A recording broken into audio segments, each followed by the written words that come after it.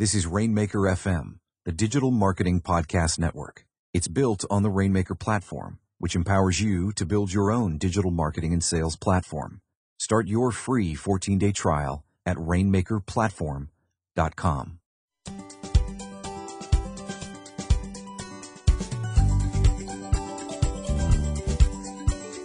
Greetings, super friends. My name is Sonia Simone, and these are the Confessions of a Pink-Haired Marketer. For those who don't know me yet, I am a co-founder and the Chief Content Officer for Copyblogger Media. I'm also a champion of running your business and your life according to your own rules. As long as you don't lie and you don't hurt people, this podcast is your official pink permission slip to run your business or your career exactly the way you think you should. And today I want to talk about something that has been coming up a lot in my social media sphere, and I think it's been coming up a lot for more people than me, and that is this question of hypersensitivity. And a friend of mine asked on Twitter recently, is hypersensitivity the new fascism? Now, this question of hypersensitivity has always been a big factor on the web. And I think that it's coming up more often, and so I have some thoughts on why that might be and some of the ways that we can handle it, because it's a real factor when we're talking about creating content and putting our voice out onto the web. So first things first, the fascists, actually murdered millions of people, so no, hypersensitivity is not the new fascism. And to me, that really does get kind of at the heart of things, because we're adding to this social inflammation by getting outraged over outrage. And so I think it's more productive to try to cool things off and to try to cultivate a little more helpful discussion and a little less just, what I'm calling social inflammation. And I think that this is why we're really looking at a lot of this right now. We are, as human beings, rubbing up against each other's hot buttons a lot more often than we used to. Why? Because internet, right? On social media especially, we see friends of friends. So we get into a lot more contact with people who are not actually people we know socially. And lots of those people have very different values than our values. Or we see people who might comment on a page that we follow with a very, very different set of values and assumptions than we have. The public commons, if you will, has a lot more detailed speech attached to it than it used to. Or to put it another way, what used to be private speech is now public. And because of that, we're living in this constant state of social inflammation. So you might have heard me say in an earlier podcast that outrage is like meth. It's cheap, it's energizing, and it's incredibly toxic. Outrage really is the methamphetamine of social media. It's everywhere, and it's seductive and dangerous at the same time. But here's the thing. We don't live in a perfect world, right? We don't live in a world where everything is working well and all people are treated as they should be treated. So there's still stuff going on to get legitimately outraged about. So how do we strike that kind of balance? And this conversation today is going to be a lot more questions than answers. I think it's something that anybody who's on the web, and especially if you're going to put yourself out there and be someone who has an audience, be someone who tries to communicate your values and pull an audience towards you, this is going to come up. And so I thought I would just talk about some of the questions and some of the maybe techniques that I use to try and work with this in a helpful way. So I want to talk about two specific examples just to give you a sense of some of the things we might be talking about. The first one is a fitness blogger who I see occasionally on Facebook. I don't know him personally. I'm not real closely connected to him. And he wrote a post about somebody's workout, and he thought it was not a good workout, and he called it a short bus workout. So if you're not familiar with the term, short bus is a term that's used, it's essentially a term that's used to denigrate somebody with developmental disabilities. And this blogger found out real quickly that the room was a lot bigger than he thought it was. So to be more specific, he was writing like he was having a conversation with his buddies at the gym and giving each other, crap in a way that's acceptable in that environment. But his audience is a lot wider than that. And his audience includes, quite a few people who are, for example, parents of children with developmental disabilities who are busting their tails to raise their kids to be good people and to raise their kids in a world that maybe doesn't respect them and doesn't want to make room for them. And these people were really hurt by his choice, his, kind of thoughtless choice of this term. He wasn't trying to denigrate anybody except for this workout that he thought wasn't very good. So when I say the room is bigger than he thought it was, his audience had folks in it that he just wasn't thinking about being there because he's accustomed to thinking of a certain kind of person when he prepares content, and then, a wider audience than that showed up. So my rule of thumb is that I don't use language that denigrates people for things that they can't control. So, skin color, disabilities, anything that makes a reference to that is, for me, it's just off the table. It's a slur and it's a bad idea. So am I judging this person or saying he's like an evil human being for using this term? I'm not. I don't think it was a good call on his part, and I don't think it's a great idea to use that kind of language.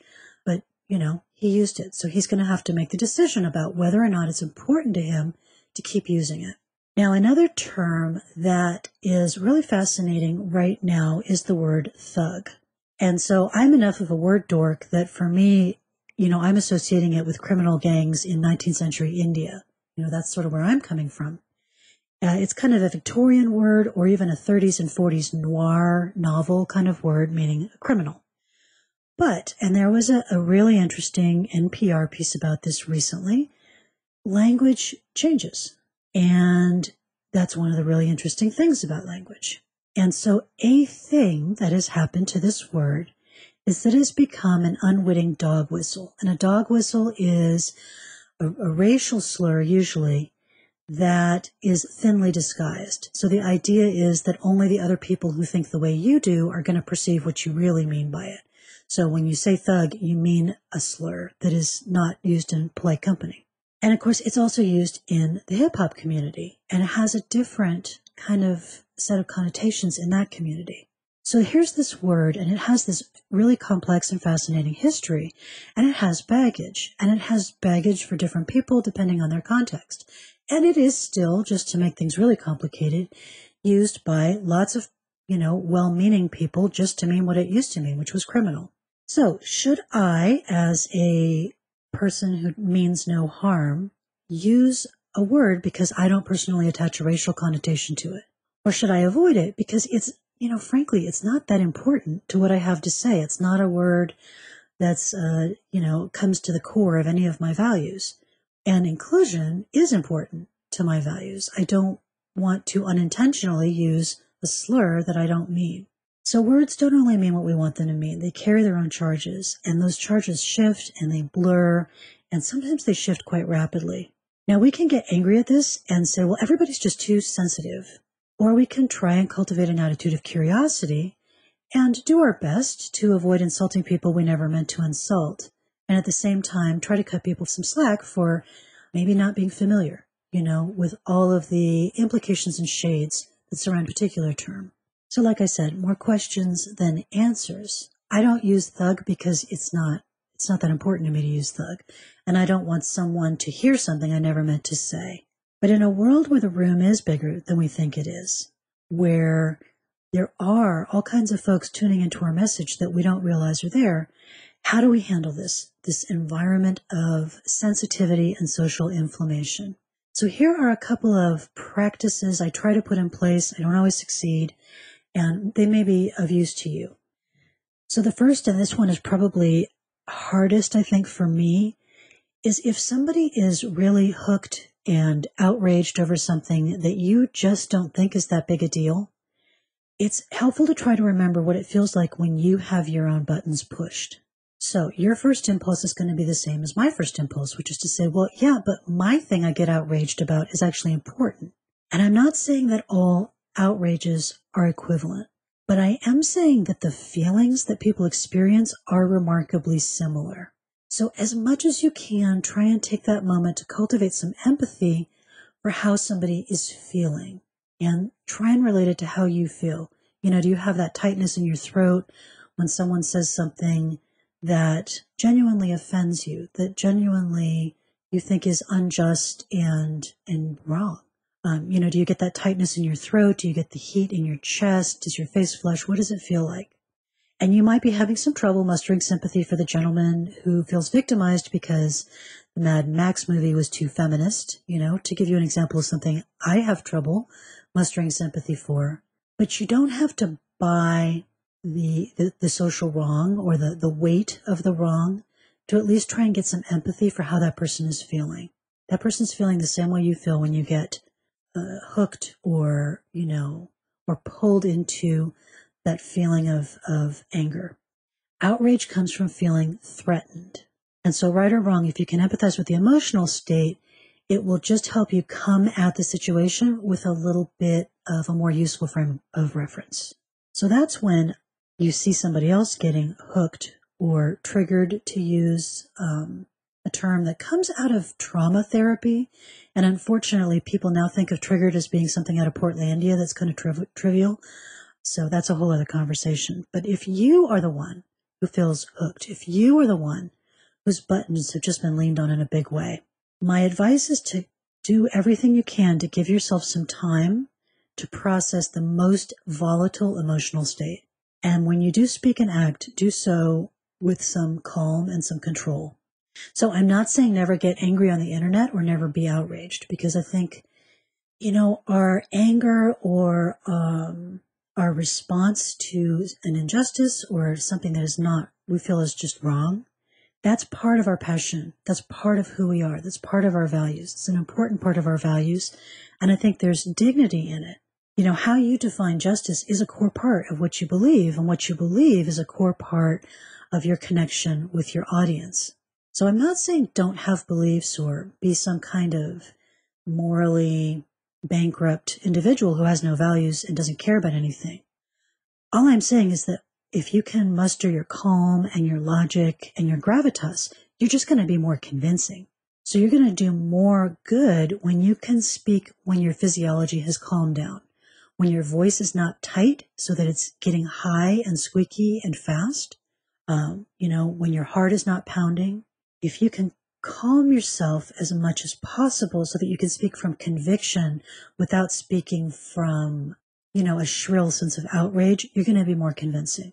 And you're going to be able to muster more support for your belief and your vision of what the world should be. And this is the case for right or left or red, blue, yellow, green. It's not something that only applies to one side of the political spectrum or, one set of facial features or skin tone.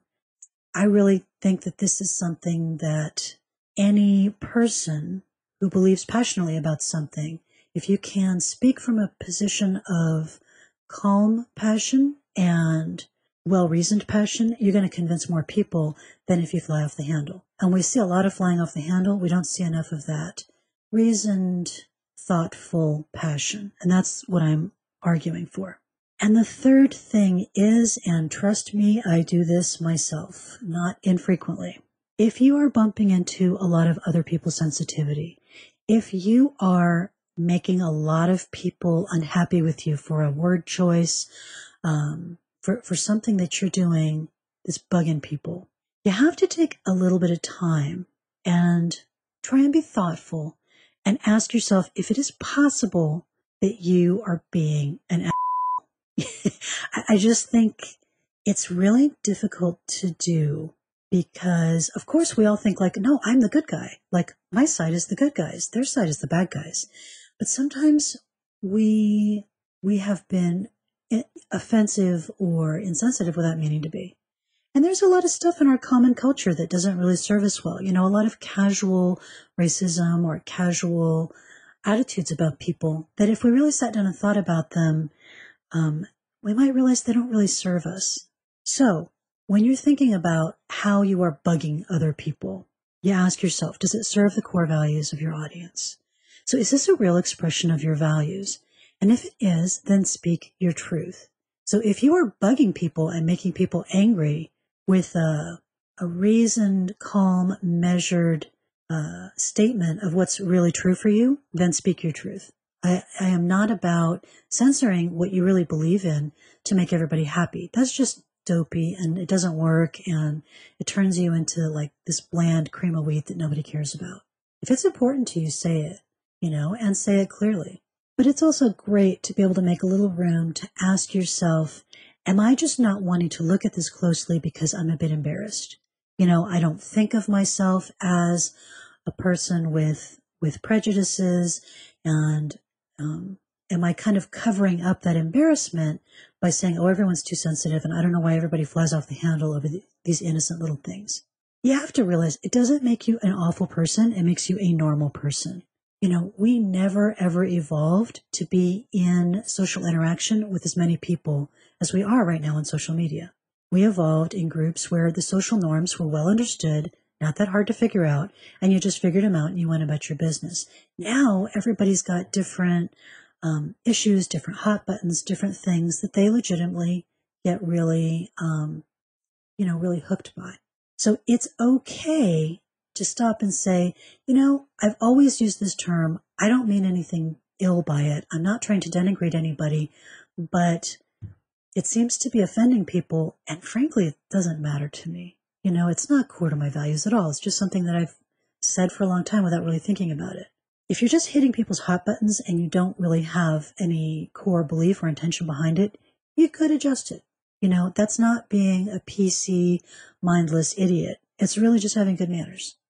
So that's how I see it. As I said, I'm not here on this one to give you some kind of all-knowing advice from the mountaintop. It's more a conversation about how I try and think about some of these issues. I definitely do come up against them. You guys can probably figure out I am on what you might call the PC side of the spectrum. I try to be respectful. I try not to denigrate people when I can, but do I make fun of people over certain things? Yes. Do I make fun of people sometimes for certain belief systems that I don't think are correct? Sure. Yes. Human being, right? I would love to hear your thoughts on it. I would love to hear maybe times that you have come up against this and where you decided to go on it, because I don't think there's a right and a wrong. I don't think that you should say, oh, I'm always going to adjust my speech so I never offend anyone. I think that would not be the right takeaway. I think the right takeaway would be to be thoughtful, cultivate that sense of curiosity, a little bit of sense of humor about yourself, and a little bit of trying to understand how people are wired and how they're thinking, instead of just dismissing people who have different hot buttons than your hot buttons as being oversensitive, whereas, of course, your hot buttons are all totally morally justified because they're right. That is the normal way we think. I'm just encouraging maybe a little curiosity around it. So those are the confessions of a pink-haired marketer. They're brought to you by the Rainmaker platform, the complete website solution for content marketers and online entrepreneurs. Find out more and take a free 14-day test drive at rainmaker.fm/platform. And thanks so much for listening to me today and always.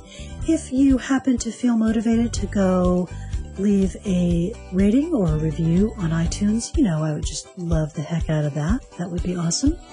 And if you'd ever like to leave a comment on a session or maybe leave me a question to answer in a future podcast, if you go to pinkhairedmarketer.fm, you can find all of the episodes and also lovely comment boxes for you to leave your thoughts. So thanks, everybody. Really good talking with you, and I'll talk with you soon.